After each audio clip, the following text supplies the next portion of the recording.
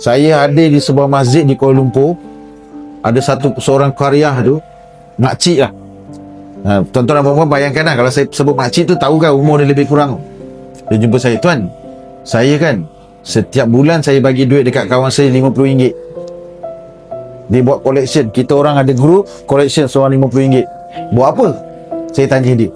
Dia kata, "Kita orang punya leader cakap kita orang bagi RM50 setiap bulan. Nanti satu masa kerajaan Kongo akan bagi kita duit berjuta."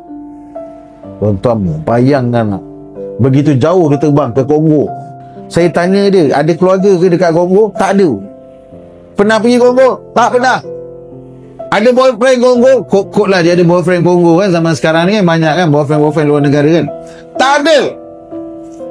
Saya cakap dengan makcik tu, "Makcik, kalau pun kerajaan Kongo tu nak bagi nak duit banyak, dah tak tahu dah buat apa, baik dia bagi rakyat dia dulu.